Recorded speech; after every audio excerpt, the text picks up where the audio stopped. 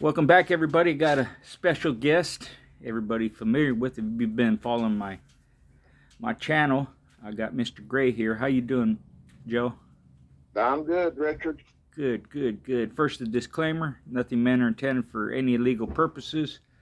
Everything we talk about is in the past, way in the past, because we're old, and it's just history, mostly history, fact, fiction, knowledge, BS, all that stuff, man. So we'll get into it. Are you familiar with the Gaston blood? I do not think so, Richard. What were some of the dogs that come from it? It was. I'm not sure. You know what? I'm not sure because I think there was a Gaston on the West Coast or East Coast, and they might be thinking on the East Coast. And I don't really remember what blood is out here on the West Coast.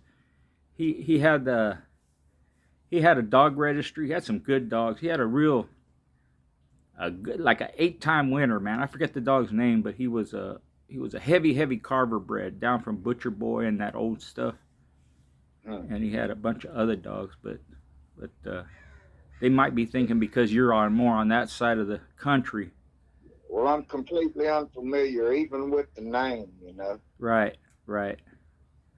Yeah, I was running. Speaking of that, I did a video on Assassin 1 and Assassin 2, and I I'll meant listen to it. yeah, and then which were bred by Ray Carter. Now I remember Ray Carter's name back in the day, and I knew he was a top dog man and all that, but I never met him or talked to him or anything. Do you remember him at all? I don't remember him, but I remember those two dogs. Right. That's just like me. Same thing. That assassin too. You remember Mr. Renault talking about going into him? Oh, that's right. Yeah, that's right. Assassin 2 slaughtered him, buddy. Yeah, He slaughtered him, and that's the only thing that I saw of him. yeah, yeah, yeah. He was like a 10-time winner.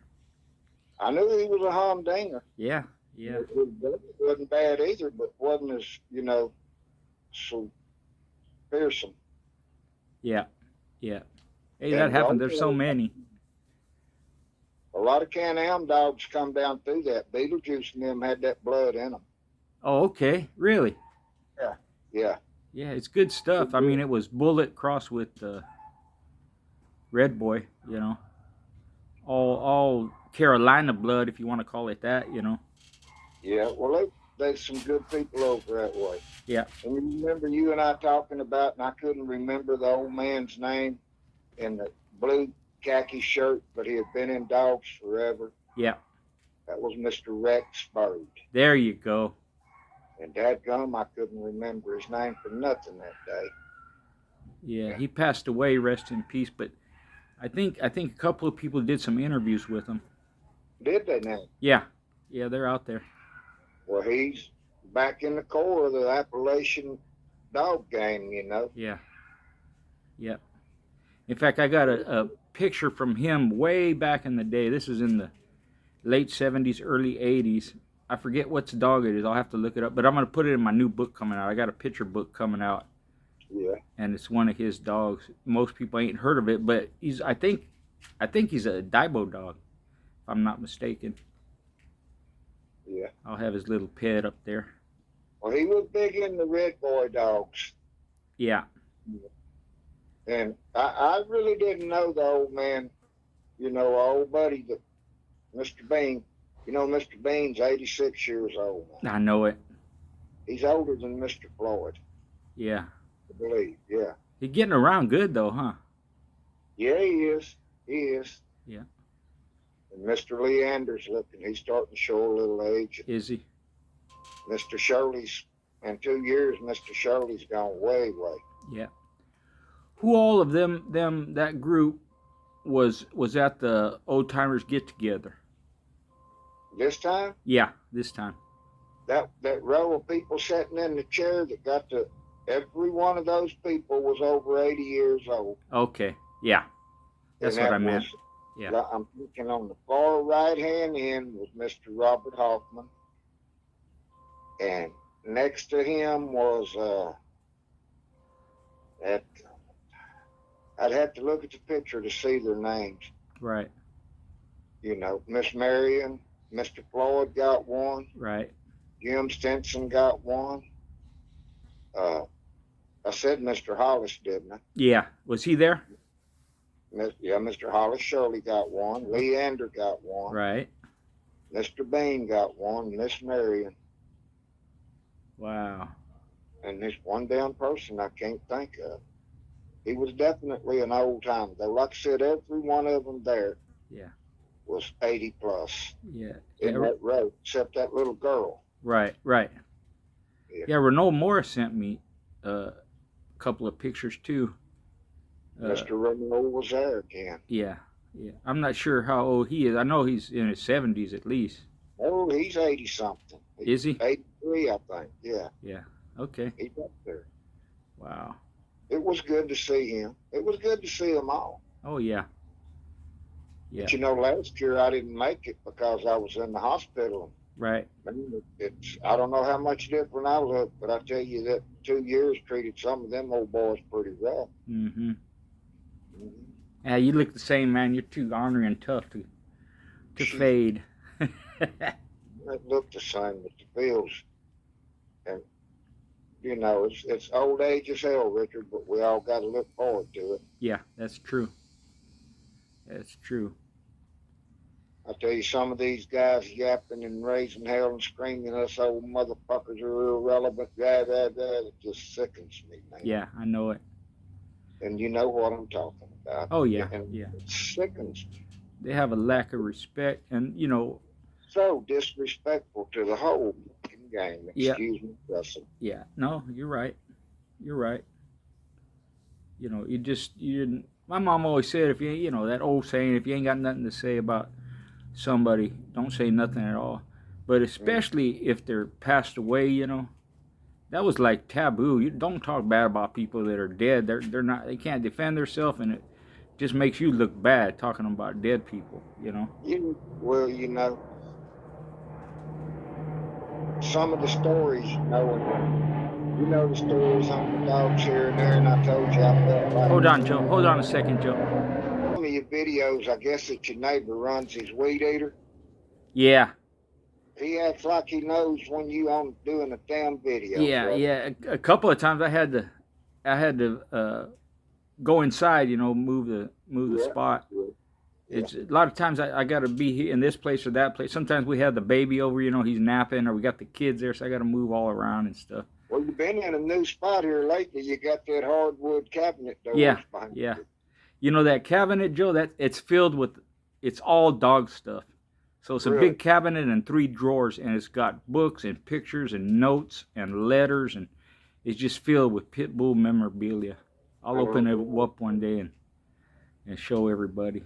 But yeah, that plane pass. So, you were saying about disrespecting the old people. Yes, very disrespectful, and that just sickens me, man. How can them guys? And I mean, I consider myself an old person now. I mean, I'm a mid-range, but like them guys sitting in that row in them chairs, you realize some of them guys go back to the 40s with the dogs. Yeah, that's true. And I mean, it just sickens me. It pisses me off, you know, when they're gonna mouth off about you. Yep. Yeah, they will. And we ain't talking about serial killers or mass murderers, man. These are pretty decent people that live decent lives, worked hard, raised their family like that, you know. Yeah. And it's, you know. Well, there's 2 different kinds of people out there. I've seen. I started looking at some of this shit, Richard, since I got with you. And other people's sites, I can't listen to all the damn bullshit. Yeah, me too. Very, very few, man. So much hate and so much racism. Yep. And a bunch of lies, and you know, they hear something and they take it as gospel truth and run with it. Yeah. And they don't even fact check or even bother to look it up or talk to the source. Some of the people and whatever they talk about, those people are still alive, and they're available online. You just send him a message, you know. I know. Yeah. I had thought, and I feel bad about it, man. I thought that Butch House had passed away, and I was glad he didn't. And Yeah. he's in my group, and we chat every once in a while. I thought he's a hell of a guy, man. And I always admired him and his wife Candy for He putting was a out hell that of a dude. magazine and the dogs they had, you know. See, I never knew him personally. Right. Never knew him personally. I got his dogs through somebody else, through the bikers, and I knew the people he hung with, and I knew the people, real tight that he Right. hung with. Right. You don't inquire too much. What you don't know about shit can't hurt you. That's right. That's right. But he's real cordial. He Yeah. puts a post up or comments every once in a while, which I'm grateful. One day I'll do a video on him, or maybe if he's willing to do an interview, I'll talk to him. But he's just a real good guy, man. I'm glad to see him and Candy still married, and they got kids and grandkids and all that. You know how you go through life, man. Yeah. Well, you get like, I don't know if it's stuck in a rut or just god dang you in love, man. It's like you and Angie, y'all. Yeah, like that. It's Well, both. It's both, you know. something happened to one of y'all, the other one wouldn't know what the hell to do, man. Yep, be lost. Half of it is gone. Yep. Yeah. Yeah, you're right. You're right. Okay, how about the somebody wanted to know a little bit about the Red Rock blood. There's a lot of people up here uses it. Johnny and Jimmy and Mr. Crab and there's several of them. Coach, I think he uses some of it, but I never really dealt in the Red Rock side of it. Yeah. To me, I never. Larry had Meathead. Meathead was a son of Red Rock out of Jap's sister, I think. Now, Meathead was a badass dog, and Meathead produced a shitload of dogs back when. Right. What they've done with them lately, I hear some win, some don't, but that's with all of them. Yeah. But no, personally, I never had Red Rock dogs.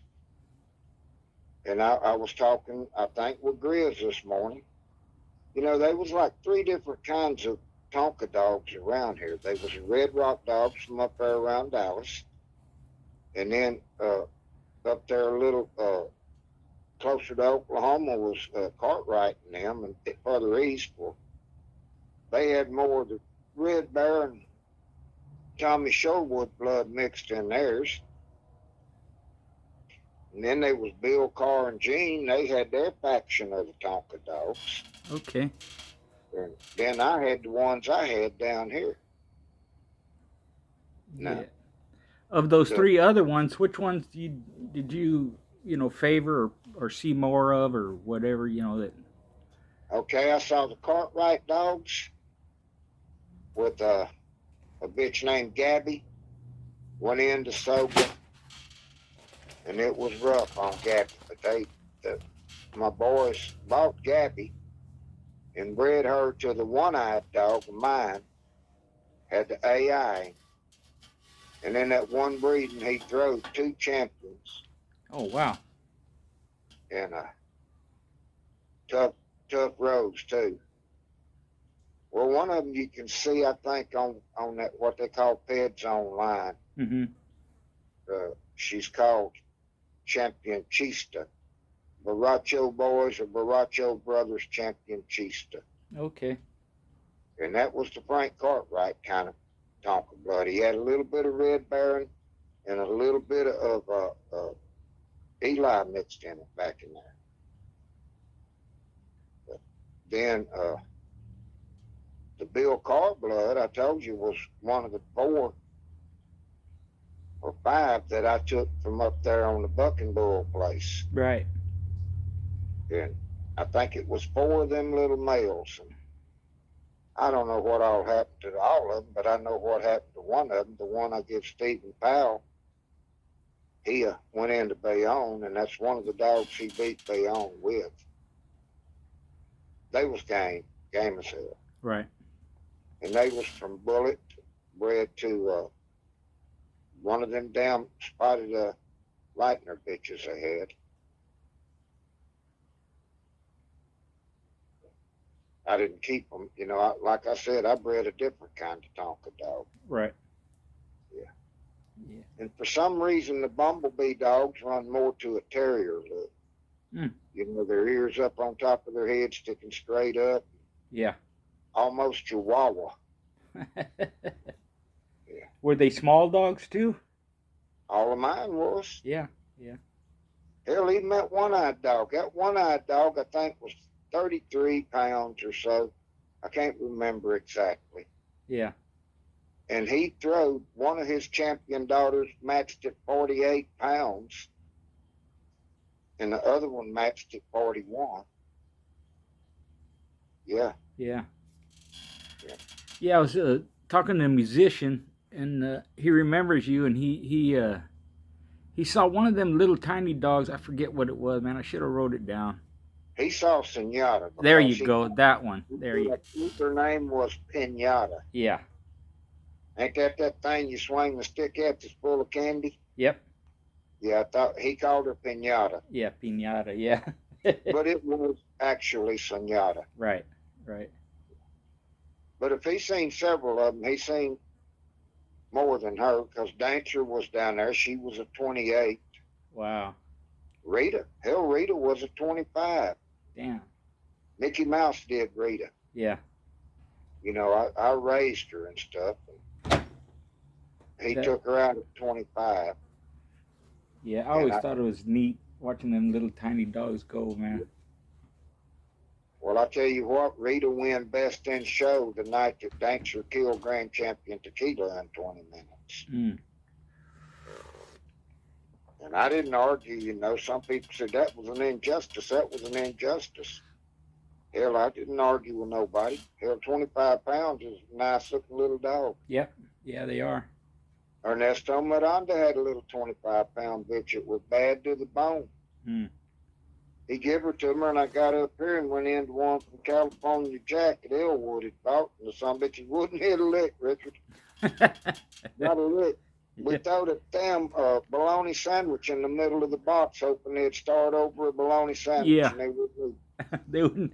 But what was crazy, I saw the little bitch that I had that Ernesto give me. I seen her win like her third or fourth match, and she won Best in Show in a big convention down there. Mm. Yeah. Some damn female hormones or something, man. I don't know. What it was, she just didn't like it in the big ticket. Yeah. You know, she come out of Mexico City. Right. Yeah. Well, how big was Baldy? Baldy was 31 pounder. Okay. And that's what I told, you know, the very first time he was hooked into LG. And I'll be damned, I get up there and LG's got two dogs. He's got one at 32 and a half, and he's got one at 31. And look, we was hooked for like 2,500. And he told me, he said, what I'm going to do is pay the forfeit, and I'm going to use this 32 and a half. I said, no, that ain't what you're going to do. I said, do you have a 31-pound dog? He said, I got him right here. I said, well, get him out. Well, no, we want to do this. I said, well, I don't give a damn what you want to do. You're not going to pay me a forfeit and me push 1.5 pounds on a dog. I said, I got a little 31-pound dog, LG. And he said, well, you sure? And I said, I'm sure. So he got out his 31-pounder. Well, before he got him out, he said, well, Joe, what are we going for? I said, you know, we're going for 2,500, LG. He said, well, it ain't nobody but me and you really got to say on how much we go for, right? I said, that's right. He said, can we go for 1,000? I said, yeah. He turned around to walk off, and he turned back around. He said, Joe, can we go for 500? I said, go get your dog. What? I said, just go get the son of a bitch. We'll go for free. What? I said, yeah. Go get your damn dog. I said, my dog, I've never seen him on one his size. Go get your dog. We'll do it free. but we did it for $500. Right. And I tell you what, I liked LG. I thought he was a great guy up until that time. And he accused me and Antonio of poisoning his fucking dog for $500 because he had a whole bunch of people from up in Detroit down to watch his shit. You know, he was going to run through me Right. and sell dogs, and he sold a lot of dogs to it. I tell you what, our old birthday boy was a man in the middle doing the counting. Ah. And when the poison rumor come out, he told them, he said, oh, yeah. So that little dog was poison, wasn't it? That's where the word come from. Hell yeah, it was called ivory poisoning. It's like lead poison from a 45. You know, he died of lead poisoning. That thing, man, it just tried to taint my little dog's reputation. For what reason? Because he got run over. I didn't complain at all when they pulled the shit they'd pull on me. And there wasn't nothing pulled on him that night, but he just run into something he couldn't stand in front of. Yeah. Shit, Baldy hit him so hard. He wasn't 3 foot out of the corner, and Baldy hit him so hard. He knocked him up in the air, and he landed flat of his back with his crotch exposed wide open. Baldy just reached down and bit him right in the goddamn nuts. Damn. And went to shaking him. And you know that what I was talking about, intensity and violence. Mm-hmm. We was shaking him like a fucking rag, Richard, and beating his head and boom, boom, boom, boom like that in the corner, and just beat him and beat him and beat him in there. Then he backed out of the corner with him, dragging him and shaking him by his crotch. And this was on the opening scratch. Wow. Well, when he come out of the crotch, LG's dog tried to get up and run around Mr. Bean, but he couldn't. Baldy grabbed him right behind the left ear and downed him and was breaking his neck when they picked him up. Mm. Yeah.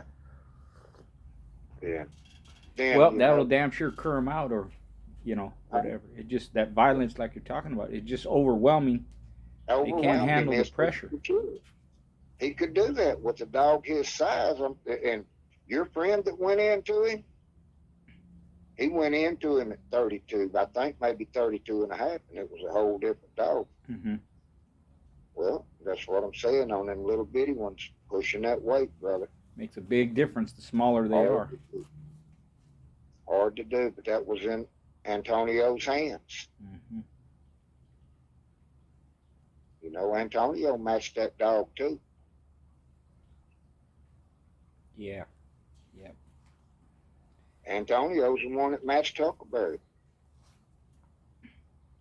And I didn't care. Hell, you know, match him. He's there, match him.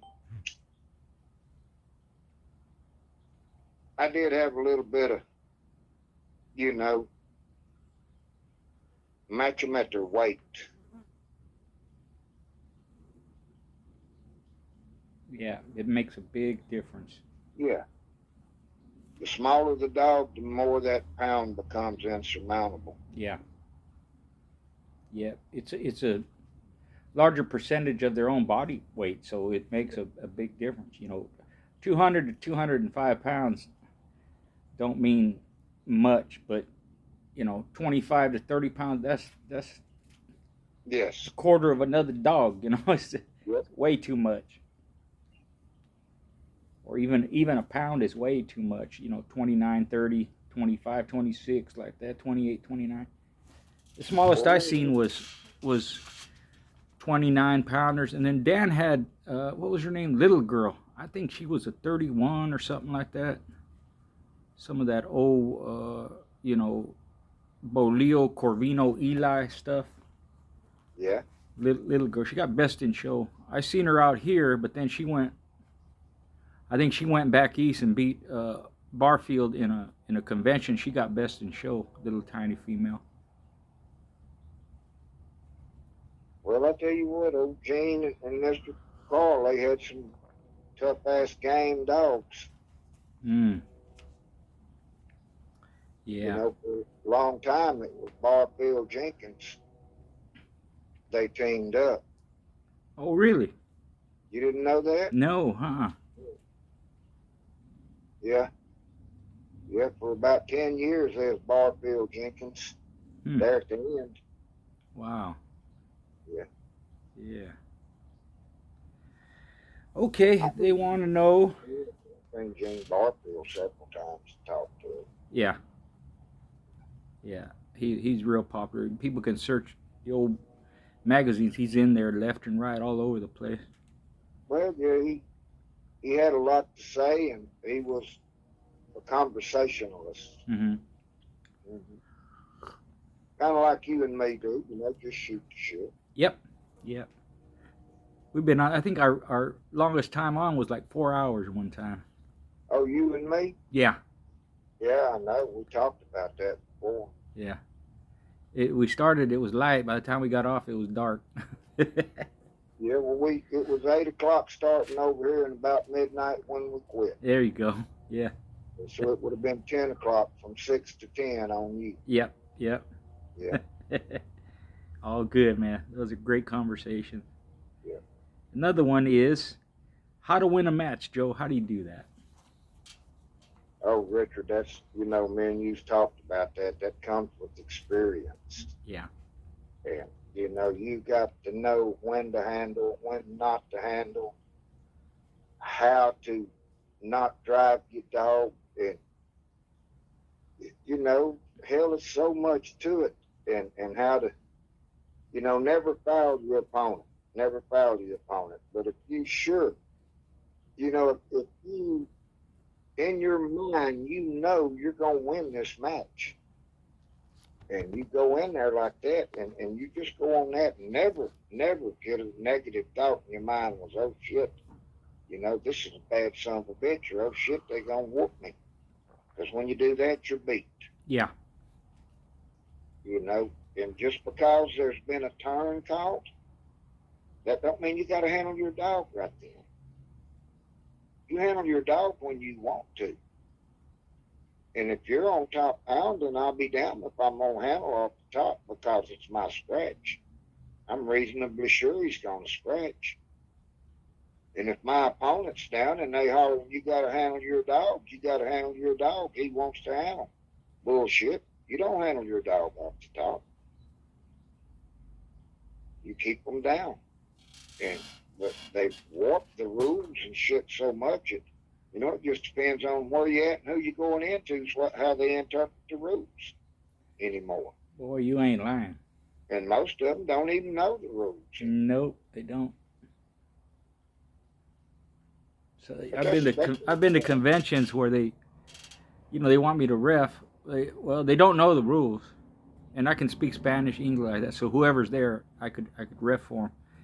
Not only that, they don't have breaking sticks. They don't have water bucket. They don't have a defanger.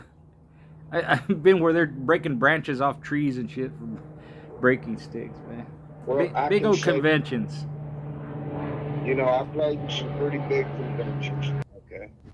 Okay, here we go. Go ahead. I was gonna say I've been in some pretty big conventions down south and some pretty big ones up here. And some pretty big ones over in the southeast, and I've never really run into anything, crooked down south except that one time. Right.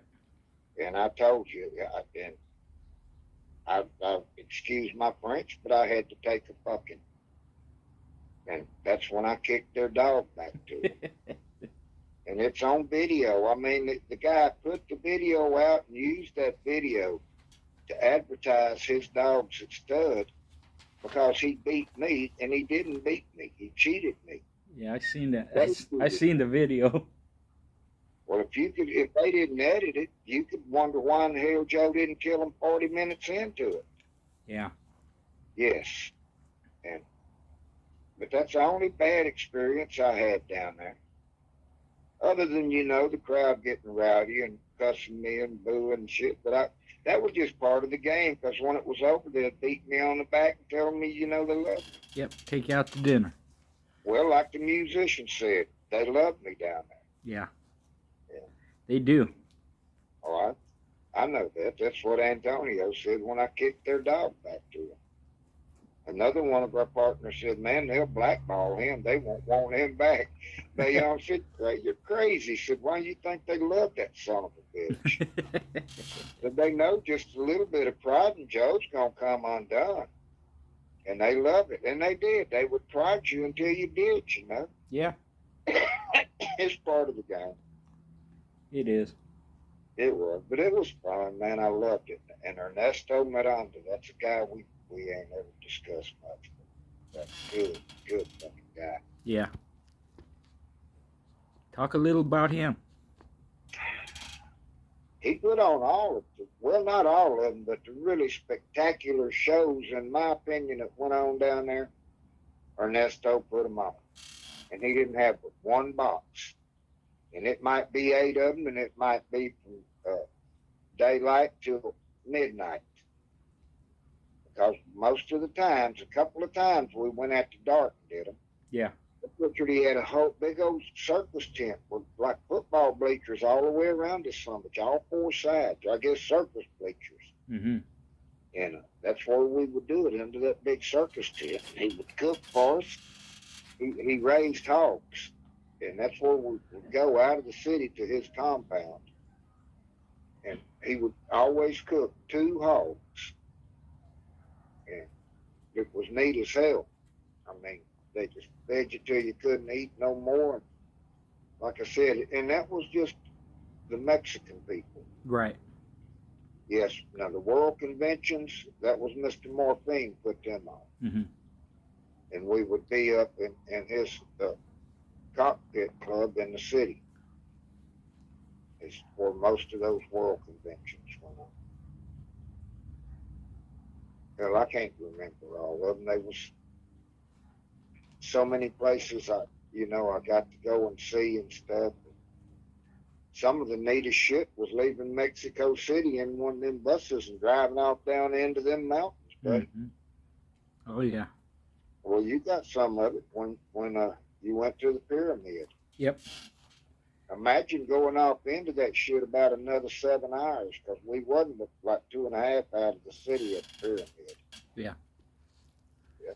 That's one thing I'll say whenever I've gone down there, even for, like confirmation dog shows and things like that, they always will give me a tour of something, Mm-hmm. They toured me Pancho Villa's route, they took me where Emiliano Zapata was born, his house, where he got shot. They take me up on mountains and deserts, and like you said, we're on top of them pyramids up there by Mexico City and all. I love all that stuff, man. Around Morelia, I see the aqueducts and all kinds of stuff, man. Well, I tell you what, buddy, if I was a young man again, in my 30s, even though I'm not fluent in Spanish, I could have learned pretty quickly. I'm fluent when I'm down there. Right. And I didn't have the old lady in the town, all the kids and grandkids. Old Joe would be living his ass down there. Yeah. I just love the freedom. Yeah. Here, if you play and you constantly got to look over your shoulder, you got to wonder who that son of a bitch is over there. I ain't never seen him before. Right. Hey, y'all, where'd you bring him from? And you know what I'm talking about. Oh, yeah, definitely. And down there, it don't make shit. Kick Don't the matter. doors open, let's go. There's the damn president, not the president, but the governor right there, and we in his damn cockpit. Yep. So who's gonna say shit about it? Exactly. Yeah. That was cool. The first time we ever went down there, man, we rode 8 hours out of Mexico City down south on a Greyhound bus and fought in the governor of that state's cockpit. And he was there. That's when him and Herbert Daigle, they drank a whole gallon of pool cake. And them 2 old fuckers was shit faced, buddy. But Herbert and him become friends, and Linus, and hell, them 2 old men went back down there for his wedding. And they made 2 or 3 trips down there and hung out Wow. with the governor. Got invited to the wedding. Yeah, the governor's wedding. Yeah. Hell, I went to Bayonne's wedding. I'd never been to nothing like that, man. Yeah. That church, the one we seen was pretty astounding. Yep. But that one in Mexico City, woo, Lord, that's church house. Yeah, I think our buddy, we went there. They have a festival or something down there every year, and we happened to be there. And we were walking around the big old massive cathedral. It's not a church; it's a cathedral. Yeah, yeah, but I'm just Yeah, seeing cast yeah, exactly. yeah. They're It's big, man. massive, dude. All that stone, marble, wrought iron. They get all of that shit up there back in 1500 when they built it. Yep, that's where it's from. Yeah, that's crazy, huh? Yeah, it is. Over 500 years old. It'll probably stand another 2,000 years. I don't know. That solid rock stuff, big old stones and shit, bricks. Well, you know where we was at down there, and we was at the pyramid. I watched a damn show on the television the other day. They found the pyramid down there that's like twice as big as the Great Pyramid of Cheops. And all that was sticking out of the top was just a little piece of rock. And they went to digging down, and it's in Mexico. Mm-hmm. I forget where we're at down there. Well, shit, let's talk about dogs, man. All right. All right. I got a few from a friend of mine. Sidetracked easy. Yeah, yeah. What was your preference back in the day? Of course, we're all talking about history. What was your preference of age to start them? Well, as far as using them, I would not. I got to the point I learned to leave them alone until they're grown, as far as matching. Right. But shit, man, most of my dogs, as puppies, you had to separate them. You couldn't throw 5 or 6 puppies in a cage because they're going to kill each other. Right. And I mean dismember each other because they got them little razor sharp puppy teeth. Yeah. Yep. So I didn't wait on them to start. I knew when I put them down, they was going to start. And that's like I told our boy out west there. He said, I'm going to roll them pups or start them. I said, you ain't going to beat their noses together. And you know what I'm saying. Oh, yeah. you just face them up, they'll go. Just let them go. Put them in that box and let them look over there. They know what they're there for. Yep. But that was the Tonka dogs that I had, which I said, I think they somehow, well, I guess it was from Finley's boat that terrier look come from. Mm-hmm. Because Tonka damn sure didn't look like a terrier. His head wasn't terrier. Right. And, he was pug nose.